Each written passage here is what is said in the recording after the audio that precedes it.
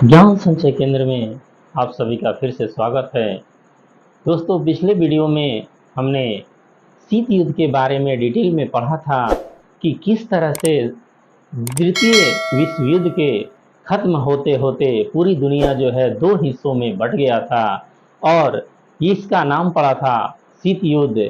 और हमने शीत युद्ध के कारणों के बारे में पढ़ा था कि क्या कारण था कि शीत युद्ध जो है प्रारंभ हुआ था और उसका पूरी दुनिया पर क्या प्रभाव पड़ा था, क्या इसका परिणाम हुआ था, इसके बारे में भी हमने पिछले वीडियो में पढ़ा था। आइए उसी कड़ी में आगे चलते हुए हम शीत युद्ध से जुड़े हुए कुछ ऐसे मुद्दे को देखते हैं जिसने शीत युद्ध को बढ़ाने में और ज़्यादा मदद किया, या यूँ कहें कि जिसने आग में घी डालने का काम किया। तो दोस्तों, यह जो दो घटना था वो था अमेरिका द्वारा उठाया गया दो कदम था। एक था इसमें ट्रूमैन सिद्धांत और दूसरा था मार्शल योजना। अब ये ट्रूमैन सिद्धांत क्या था, इसकी क्या विशेषता थी, इसका क्या प्रभाव पड़ा, किस तरह से इसने शीत युद्ध को प्रभावित किया, मार्शल योजना ने किस तरह से शीत युद्ध में जो है शीत युद्ध को भड़काने में मदद किया, इन सारी चीज़ों के बारे में हम जानेंगे। तो दोस्तों, ट्रूमैन सिद्धांत के बारे में जानने के लिए सबसे पहले हमको चलना होगा, ग्रीस के मैप में चलना होगा, ग्रीस को देखना होगा। ये है दोस्तों पूरे ग्रीस का मैप, जिसके इधर साइड में बुल्गारिया, अल्बानिया, ये सब जो है इसके पड़ोसी देश है। टर्की, ये सभी जो है इसके पड़ोसी देश है। तो सेकेंड वर्ल्ड वार से पहले ये जो ग्रीस था ये नाजियों के कब्जे में था, लेकिन द्वितीय विश्व युद्ध खत्म होते होते यहाँ से नाजियों का जो था अस्तित्व खत्म हो गया। और यहाँ पर द्वितीय विश्व युद्ध के खत्म होने के बाद भी ब्रिटेन के कुछ सैनिक यहाँ पर रुके हुए थे। अब जो ब्रिटेन के सैनिक रुके हुए थे, इन सैनिकों के रुकने के पीछे कुछ मकसद था, और मकसद ये था कि पिछले वीडियो में हमने बताया था कि जैसे ही सेकेंड वर्ल्ड वार खत्म होने का दौर आया, उसी समय जो है रसिया ने अपने साम्राज्यवादी नीति को अपना लिया। उसने साम्यवादी जो है सरकार था अपने पड़ोसी राष्ट्रों में, या यूं कहें कि पूर्वी यूरोप के जो उसके पड़ोसी राष्ट्र थे उसमें साम्यवादी सरकार के गठन का जो है प्रस्ताव को आगे बढ़ाने लगा। वो अपने पड़ोसियों में साम्यवादी सरकार का गठन करने लगा, और यही सोच के कारण जो है शीत युद्ध का जन्म हुआ, जो रसिया और अमेरिका में दूरी बढ़ाया। तो इसी कड़ी में जो था सेकेंड वर्ल्ड वार के बाद इस ग्रीस के में जो है इस हिस्से में, या यूं कहें कि आधे ग्रीस में जो थे ब्रिटेन के सैनिक थे, और इस जो ग्रीस के ये जो बुल्गारिया, अल्बानिया, युगोस्लाविया, इन देशों से जो सटे हुए जो इसका हिस्सा था, इस हिस्से में साम्यवादी विचारधारा की जो है लोग या संगठन का अस्तित्व हो गया था। और इन देशों, इन साम्यवादी जो संगठन थे, इन संगठनों का मदद मिल रहा था बुल्गारिया से, अल्बानिया से, टर्की के इस हिस्से से, और इसके ऊपर में जो है पड़ोसी है रसिया। सबसे ज़्यादा जो सपोर्ट कर रहा था वो रसिया कर रहा था, और रसिया चाहता था कि ग्रीस के ऊपर भी साम्यवादी सरकार का गठन हो जाए, ग्रीस के अंदर भी साम्यवादी सरकार का गठन हो जाए। परंतु इसमें जो बाधा था वो था ब्रिटेन का सैनिक।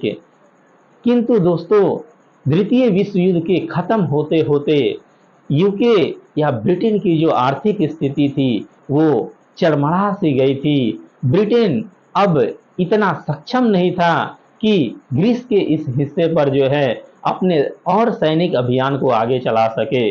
साथ ही साथ ये जो साम्यवादी जो गुट था वो ग्रीस के बहुत बड़े हिस्से में जो है कब्जा करते जा रहा था। ब्रिटेन के सैनिक जो थे उनको रोकने में अक्षम थे। इसी कारण से ब्रिटेन ने जो है वो 1947 के प्रारंभ में यह घोषणा किया कि इस वित्तीय वर्ष के खत्म होते होते जो ब्रिटेन के जो प्रधानमंत्री थे क्लेमेंट एटली, उन्होंने घोषणा किया कि फरवरी खत्म होते होते वो ग्रीस से अपने सैनिकों को वापस बुला लेंगे और उन्होंने अमेरिका को ये खबर दे दिया कि ग्रीस से जैसे ही हम अपने सैनिकों को वापस बुलाएंगे, ग्रीस का जो बचा हुआ हिस्सा है उस हिस्से पर जो उस वक्त का सोवियत संघ था वो पूरे ग्रीस में साम्यवादी सरकार के गठन कर देगी। और अगर ग्रीस में साम्यवादी सरकार का गठन होता है तो पूरे टर्की का जो इलाका है वो भी साम्यवादियों के चंगुल में चला जाएगा और इस तरह से रसिया का जो प्रभुत्व है वो पूर्वी यूरोप में बढ़ जाएगा। इसी घटनाक्रम के आगे में जो है जो यूएसए के राष्ट्रपति होते हैं ट्रूमैन, उन्होंने 26 जनवरी को ये निश्चय करते हैं वो कि जिस भी देश में साम्यवादियों का आक्रमण होगा या जो भी गरीब देशों के ऊपर आक्रमण होगा, वहाँ के लोगों के स्वतंत्रता पर खतरा होगा, वैसे देशों को अमेरिका मदद करेगा। और इसी क्रम में 12 मार्च 1947 को जो यूएसए के राष्ट्रपति ट्रूमैन हैं, उन्होंने अपने एक सिद्धांत का घोषणा करते हैं कि वो टर्की और ग्रीस को 40 करोड़ डॉलर का मदद देंगे और ये जो मदद होगा उन इस देशों के आर्थिक विकास के लिए होगा। और साथ ही साथ ट्रूमैन अपने इस घोषणा में ये कहते हैं कि पूरे वर्ल्ड में जो है जहां भी शांति भंग होगा वहां पर अमेरिका के सैनिक शांति स्थापना के लिए तत्पर रहेंगे। दोस्तों, यही जो घटना है वो ट्रूमैन सिद्धांत कहलाता है। ये ट्रूमैन सिद्धांत जो लागू हुआ था इसके पीछे जो है दो कारण था। एक तो आर्थिक कारण था ही कि क्योंकि सेकेंड वर्ल्ड वार के बाद जो पूरे यूरोप की आर्थिक स्थिति थी वो चरमरा से गई थी। पूरे यूरोप का आर्थिक स्थिति जो था वो एक तरह से यूँ कहें कि वो आर्थिक मंदी के दौर में चला गया था। पर सबसे जो ज़्यादा इम्पोर्टेंट था वो ये था कि रसिया के साम्राज्यवादी नीति को इन लोगों के द्वारा रोकना था या इन राष्ट्रों के द्वारा यूएसए और ब्रिटेन के द्वारा रोकना था। क्योंकि यदि रसिया का पूरे पूर्वी यूरोप के हिस्से में प्रभुत्व हो जाता तो यह ब्रिटेन के लिए ज़्यादा खतरा होता और साथ ही साथ अमेरिका के प्रभुत्व पर भी एक तरह से आघात पहुंचता, चोट पहुंचता। क्योंकि दोस्तों, सेकेंड वर्ल्ड वार के बाद जब अमेरिका ने जापान पर बम गिराया था तो इस तरह से अमेरिका उस वक्त के समय में एक सुपर पावर के रूप में उभरा था और अमेरिका नहीं चाहता था कि उससे कोई आगे निकले। तो इस ट्रूमैन सिद्धांत के द्वारा यूएसए ने अपना दो जो है लक्ष्य को साधा।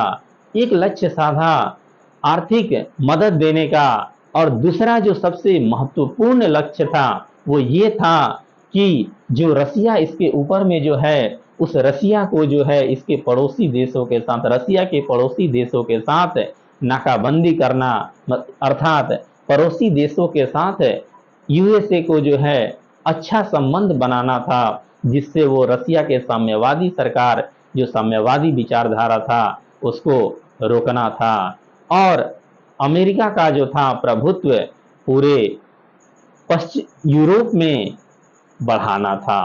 तो दोस्तों, ये था ट्रूमैन सिद्धांत।